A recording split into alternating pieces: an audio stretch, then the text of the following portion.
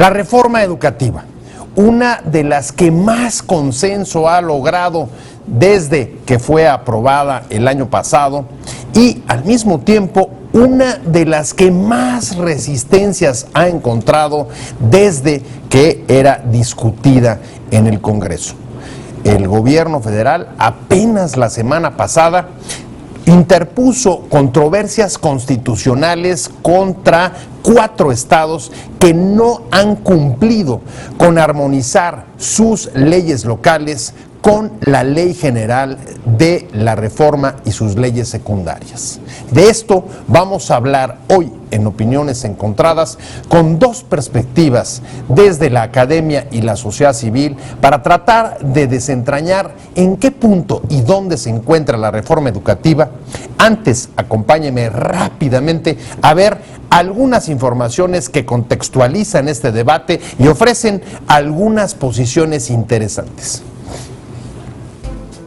Las resistencias a la reforma educativa, desde los cambios constitucionales hasta las leyes secundarias, han logrado frenar su aplicación, especialmente en estados que no han cumplido con armonizar sus leyes con el marco legal nacional.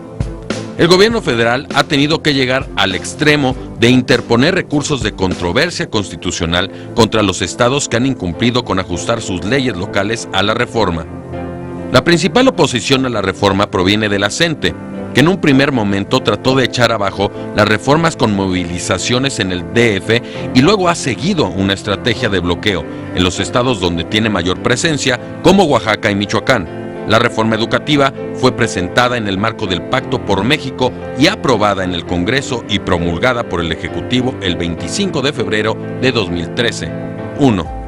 El gobierno federal presentó acciones de inconstitucionalidad contra los estados de Michoacán, Oaxaca, Chiapas y Sonora por no armonizar sus leyes locales en tiempo y forma. 2. El gobernador de Oaxaca, Gabino Cue, informó que su estado prepara una nueva ley estatal educativa que no contravenga la Constitución y la harán a partir de foros ciudadanos. Cue justificó que en Oaxaca se borda distinto que en el resto del país y defendió la parte de la pluriculturalidad, las condiciones propias del estado de Oaxaca, la organización social. Pero tenemos claro también que no puede contravenir a la Constitución, dijo. 3. El vocero de la presidencia, Eduardo Sánchez, explicó que en el caso de Chiapas se impugnaron 4 artículos de la ley local porque invaden competencias federales, como permitir la reinscripción de docentes a pesar de que no acrediten las evaluaciones, así como admitir la participación sindical. 4. En Sonora se impugnaron 27 artículos sobre los alimentos que podrán consumir los alumnos en los planteles educativos. 5.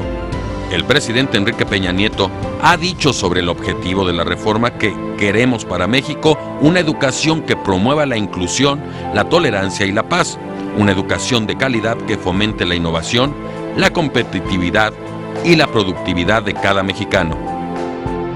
Vamos a arrancar el debate de hoy y me acompañan en este foro Edgar Corzo del Instituto de Investigaciones Jurídicas de la UNAM, un abogado especialista en asuntos educativos. Muy buenas tardes, Pepe. Encantado de estar aquí. Gracias por estar con nosotros, Edgar, y me da también mucho gusto que nos acompañe también para este debate Francisco Landero Gutiérrez. Él es presidente de la organización de la sociedad civil Suma por la Educación. Así es, muchas gracias, Pepe, un gusto estar aquí en un tema que es fundamental para nuestro país. Sin duda, y si les parece vamos a empezar, ahora sí que vamos a empezar por lo último. Llama la atención, apenas la semana pasada, el gobierno federal entró a meter controversias constitucionales contra 4 estados, Chiapas, Michoacán, Oaxaca y Sinaloa. Sonora, por incumplimiento de los plazos que la propia reforma había establecido para que las 31 entidades federativas armonizaran sus legislaciones. Y me gustaría arrancar con esta pregunta, Edgar. ¿Qué implicaciones jurídicas para la reforma educativa, para su implementación, tiene el que hoy, después de más de un año desde la aprobación, haya sido controvertidas 4 leyes locales en estados, además, donde hay una fuerte presencia de la CENTE y donde además algunos de los indicadores sobre educación de calidad y sobre aprendizaje son más bajos. Sí, claro, Pepe, con mucho gusto. Mira, jurídicamente yo creo que aquí el punto es señalar que la reforma constitucional en materia educativa está sin tocar. Por un lado, o sea, ¿Cómo sin tocar? Sí, no, en el sentido de que se reformó la Constitución, se presentaron algunos amparos en contra de la reforma educativa, pero no hubo una procedencia general. O sea que eso está fijo por el momento. Después de eso vino diversas leyes generales.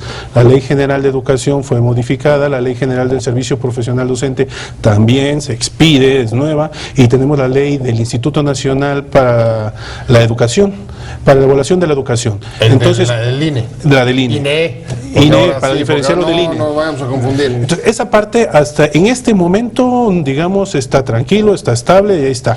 Lo que tenemos ahora jurídicamente es que al armonizar estas leyes generales con las leyes locales, porque la educación tiene que ver con todo el país, tenemos problemas. Y problemas jurídicos en donde esas leyes locales, principalmente la de 4 entidades federativas, están no bien armonizadas, se están enconando, se están controvirtiendo con lo que se establece en las leyes generales. O sea, pero a ver, ¿son anticonstitucionales o inconstitucionales? Bueno, primero yo no puedo decirlo así a priori, yo lo que digo es que ahorita hay un planteamiento de 4 controversias presentadas por el Ejecutivo y habrá que ver, la Suprema Corte ya las admitió, tiene que hacer un estudio profundo y después determinar si son constitucionales o inconstitucionales. ¿Qué significa? ¿Qué significa que 4 estados, pues, entren, digamos, a generar ordenamientos jurídicos que o son distintos o no cumplen en tiempo y forma, o francamente introducen medidas como por ejemplo en el caso de Oaxaca,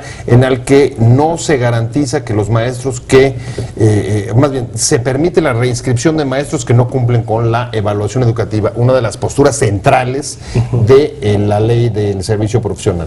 Desde el punto de vista de la sociedad civil es muy lamentable, Pepe. ¿Por qué? Lo que hace en el último fin esto es retrasar la reforma y por lo tanto que no haya calidad educativa, que es la finalidad de todas estas reformas. En segundo lugar, pues hace que tengamos otra vez un país fragmentado, en donde hay diferentes, no hay una equidad educativa y cada estado pone, limita o avanza en la educación como puede o como quiere. Entonces eso es muy grave, porque vivimos en una nación con ciertas reglas, con una constitución que se debe cumplir cabalmente. Pero el fin y lo que más afecta es a los niños y jóvenes de este país y por supuesto también a los maestros. ¿Coincidirías, Edgar, en que esto va a retrasar la aplicación de la reforma educativa o no? Bueno, hay que tomar en consideración que hay otros estados que también ya armonizaron y están poniendo en juego todo lo que se estableció en su legislación local. Que hayan sido 4 estados, pues yo creo que sí es significativo. Tenemos un país que debe tener un nivel educativo similar en todos los rincones de nuestro país, y estas 4 yo creo que tienen que armonizarse, tiene que haber un resultado para que estemos todos iguales. Entonces sí, no debe haber diferencias, coincido en eso, y para eso hay un canal, un desahogo, toda una vía que es la jurídica, como a través de una controversia constitucional ante nuestro más alto tribunal. Pero ¿cuánto tiempo nos puede tomar esto, por ejemplo, para resolver el tema de estos 4 estados? Pensando en lo que decía Francisco, en que esto lo va a retrasar. Sí, lo va a retrasar en lo que a esos estados corresponde, insisto. El resto de los demás estados pueden seguir haciendo sus actividades sin ningún problema. Esto no tenemos plazos en realidad. Aquí yo creo que las cosas deben y tenemos que hacer un llamado a que nuestro más alto tribunal resuelva lo antes posible. Sí, ya hay una admisión, ahorita estaban diciendo las noticias que no se ha notificado al Congreso de Oaxaca la controversia que fue admitida porque no ha emitido la ley al respecto. Entonces yo esperaría que esta decisión no pasara de este año para que se resolviera y pudiéramos tener una uniformidad educativa en todo nuestro país por beneficio de los niños y de los jóvenes y de todas las personas, las familias. Pepe, ahí quisiera yo comentar algo. Vienes.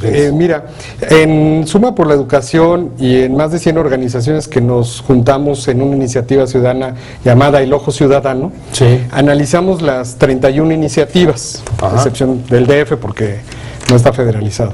Y nosotros ahí vamos más allá. Nosotros pensamos que no solamente son estos 4 estados que el Ejecutivo impugna o mete la controversia. nosotros al analizar las leyes vemos leyes que carecen, hay otros estados que carecen de profundidad o tienen omisiones, tal vez no contradicen a las leyes federales, pero hay grandes omisiones, como por ejemplo fue el caso de Veracruz. Veracruz tenía una ley pésima, nada más que ahí le avisaron al gobernador que también iban a meter la controversia y le dijo, espérenme, no quiero llegar a eso, y convocó a sesión extraordinaria en Semana Santa, el pasado martes, miércoles, a enmendarla, ¿no? Sí, y así hay sí, otros así estados, como Hidalgo, que también tiene grandes carencias la ley, Nuevo León, Coahuila, ¿no? Entonces, si bien tal vez esos estados no están para llegar a un punto de choque y de controversia, tienen grandes carencias y omisiones que van a hacer que estén desiguales las leyes. Entonces, no solo son 4 estados contra todos los demás que están bien, sino todavía hay una diversidad, tal vez no tan grave como estos 4, pero que sí tienen grandes omisiones, como el que no se va a poder retirar del salón de clases al maestro, como el que hay omisiones de no hay sanciones y no se quieren evaluar, las inasistencias, etcétera, ¿no? O sea, ir contra el espíritu de la propia reforma. Pero déjame retomar esto que dice Francisco, me parece muy interesante. En efecto, parece que no solamente se trata de estos 4 estados, sino que hay omisiones, como él señala, en las otras. ¿De qué estamos hablando? Tratemos de situar el asunto jurídicamente desde el gobierno federal. ¿Llega a un caso extremo de la controversia o esto es un disuasivo para tratar de que el resto de los estados se pongan las pilas, se den cuenta que no estamos jugando y vayan corrigiendo, como fue el caso, por ejemplo, de Veracruz? ¿Cuál es tu opinión? Tiene los dos efectos, claramente. O sea, Veracruz inmediatamente se echa para atrás y dice ya no. Ahora, las controversias se presentaron en este momento, pero pueden presentarse más en momentos posteriores. Incluso el legislador puede, de alguna manera, echar atrás la controversia si modifica la legislación correspondiente. Si ellos se dan cuenta que ya hicieron algo mal y que se está discutiendo, y ellos entran en sesiones, reforman la ley local, entonces con esto será suficiente para que se eche atrás la controversia constitucional y digamos, ya entró en ese periodo disuasivo y ya no hay que llegar a la invalidez de lo que hizo el legislador y que está contradiciendo frontalmente en algunos casos, en otros casos no tan frontalmente, pero tenemos graduaciones y eso lo está contradiciendo con todo lo que dice la ley, las leyes generales e inclusive en algunos casos el texto constitucional. O sea, en cualquier momento puede suspenderse, digamos, el acto de la controversia si hay una modificación de fondo de la materia que se está controversiando. Sí, porque las están impugnando curiosamente a partir de su publicación. Todavía no tenemos actos de aplicación, es a partir de su publicación. Entonces, hoy dice ABC y mañana dice AC. Entonces, eso puede permitir que ya la Corte diga, bueno, pues yo ya no voy a recibo y ya entendieron que esto tiene que echarlo para atrás. O sea, nos quedamos sin materia, por decirlo de alguna manera. Tal cual lo dice la Corte, tal cual lo dice la Corte, se ha quedado sin materia. Se ha quedado sin materia. ¿Por qué los gobernadores de los estados están aceptando llegar a la situación límite de que la Suprema Corte tenga que ordenarles modificar sus ordenamientos locales? ¿Para qué tener que llegar a eso? Mire, esta reforma educativa tiene muchas implicaciones, porque es la primera reforma en este sexenio que ya completó su etapa constitucional y está en su etapa local, ¿no? De constituciones locales, de leyes locales. Y va a dejar un presente muy grande para todas las que vienen, como ahorita la de telecomunicaciones o la política, etcétera. Entonces, el actuar de los diferentes actores, partidos políticos, gobiernos y ciudadanos, es un precedente que va a afectar a las otras. Entonces, lo que pasa aquí puede afectar el camino de las que vengan. Claro. Entonces, muchos gobernadores están llegando y dejándose ir hasta la controversia constitucional, hasta la Suprema Corte, aún sabiendo que van a perder, para con eso lavarse las manos y decirle a sus ciudadanos o específicamente a los sindicatos, oye, yo no fui el que aprobé esta ley, yo fui contigo hasta el final y esto ya es un mandato de la Suprema Corte, yo te acompañé, yo no puedo hacer nada. Y entonces con eso expiar sus culpas, lavarse las manos y políticamente lavar su imagen ante esos sectores minoritarios de presión, porque hay que aclarar, Pepe, que no son las mayorías, especialmente son los sectores... La CENTE, pocas palabras, ¿no? Básicamente, así es. Así es. Entonces, en ese sentido, es una maña política, un juego político, llevar esto hasta la Suprema Corte. O sea que no es un asunto jurídico, sino político. Yo creo que van los dos temas, jurídico y político. Es imposible que el Congreso de un Estado tome en consideración nada más lo jurídico sin tomar en cuenta todas las circunstancias políticas que le están rodeando. Aquí lo que también debe señalarse es que los congresos locales, efectivamente, lo que se les pidió fue una armonización, no entrar en contradicción con lo que se establece en las leyes generales y en la reforma constitucional. Somos un país federal, estamos emitiendo una ley general, da las bases, da todas las directrices que los estados deben continuar, deben desarrollar. No se les pidió que hicieran cosas diferentes a lo que está estableciéndose en esta legislación. Entonces, si ellos quieren someter un proceso de evaluación internamente y dejar participar ahí el sindicato cuando son solamente las autoridades educativas las que pueden hacerlo, pues eso ya está demostrando que es algo contrario a lo que ya se estableció en la ley general. Entonces, el Congreso de la Unión, que hace las leyes generales y además todos los órganos que intervienen para revisar la Constitución no están jugando. Ya está así la reforma, entonces los estados deben de armonizar, seguir caminando por ese camino y no echarse para atrás. Pero a ver, vamos a un ejemplo concreto, Francisco. Edgar dice, el mandato es armonicen, que algunos pueden entender ajusten. Y ellos, estoy pensando en Gabino Cue, está diciendo, aquí en Oaxaca se borda distinto y hay que reconocer las diferencias pluriculturales y étnicas, y en ese sentido necesitamos generar una ley.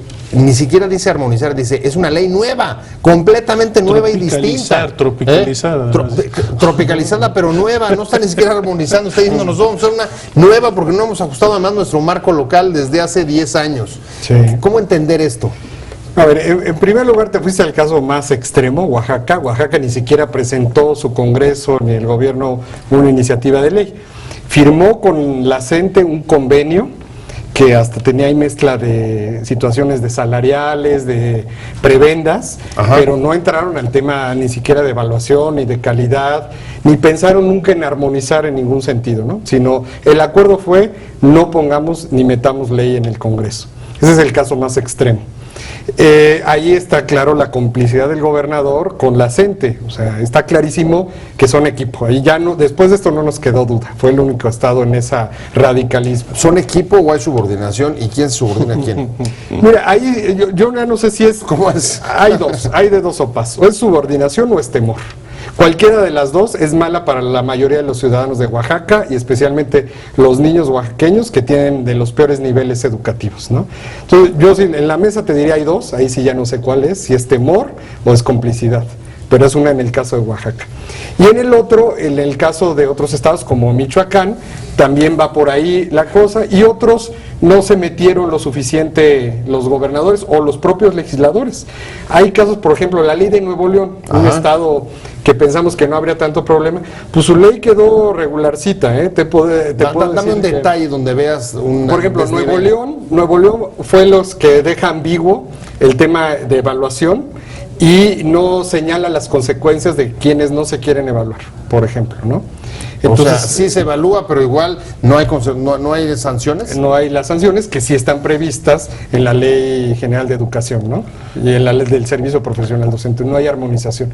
Y así cada estado tiene sus claros oscuros, ¿no? Entonces esas implicaciones pues te llevan a que tengamos esta diferenciación, fragmentación o pluralidad de las leyes que no van a permitir un verdadero federalismo educativo, y a la hora de aprovechar y bajar ya planes y programas, modelos educativos, todo eso, pues va a haber una divergencia, una fragmentación, ¿no? Ahora, a ver, ya vimos con Francisco, digamos, la fragmentación y el impacto en la calidad educativa del Estado, pero déjame decirte, a ver, desde el punto de vista jurídico, ¿qué implicaciones tiene, Edgar, esto, por ejemplo, para el trabajo de uno de los órganos que sale de una de las leyes generales que se aprobaron con la reforma secundaria, que es el INEE? ¿Cómo va a poder trabajar el INEE? Porque además creo que va como tercer interesado en las controversias, ¿no? Sí, yo creo que sí. Lo que pasa es que hay ciertos preceptos que se impugnaron de diversas leyes en los 4 estados, bueno, salvo el caso de Oaxaca, que no tenemos ley, y ese es un problema aparte, porque ahí la Corte tiene que medir muchísimo si le va a doblar el brazo al Congreso del Estado para que lo haga. El plazo ya feneció, pero ahí tenemos un problema mayor. Pero en el resto, lo que hay sí se impugnaron varios artículos que tienen que ver con un proceso de evaluación.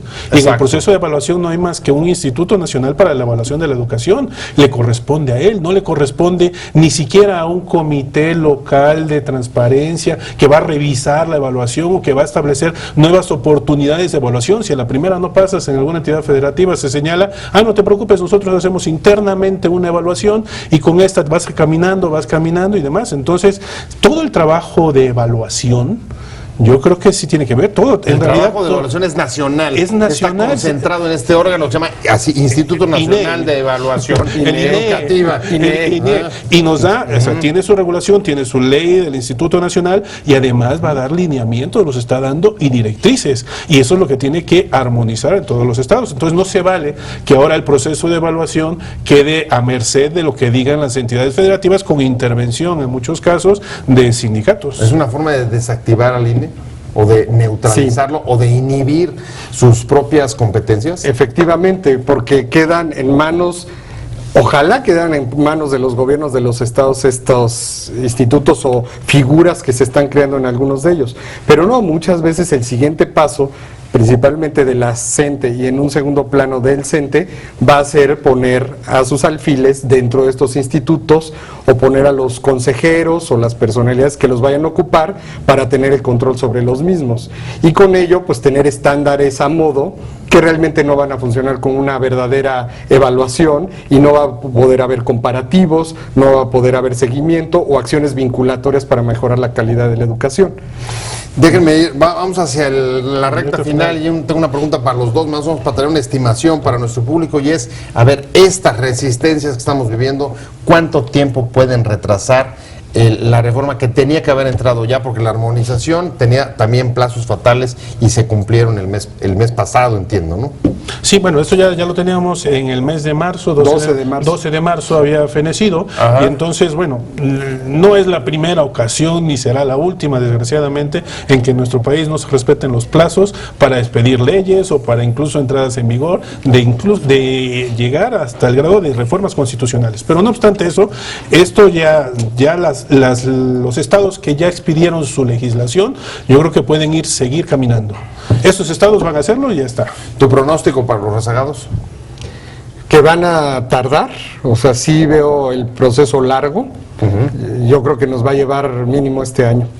Y eso es lamentable porque atrasa otras acciones que vienen en el contexto de la reforma educativa, como es el modelo educativo, los instrumentos de evaluación, tanto de docentes como de alumnos, y eso retrasa. Al menos, ya optimistas, un ciclo escolar. Muchas gracias. Muchas gracias por haber estado con nosotros. Edgar Corzo, Instituto de Investigaciones Jurídicas de la UNAM, muchas gracias por haber estado con nosotros. Y por supuesto, Francisco Landero, muchas gracias por haber estado de Suma, presidente de la Organización de la Sociedad Civil, Súmate, que es parte de Ojo Ciudadano. Y sobre todo, gracias a usted por haber estado con nosotros en Opiniones Encontradas. Nos vemos, nos escuchamos. Mañana tenemos un tema también muy interesante y controvertido. No se lo pierda. Nos vemos aquí 7:30 desde la esquina de la información. Y hasta entonces, muchas gracias por su atención. Te invitamos a seguir cuestionando la información con los siguientes videos.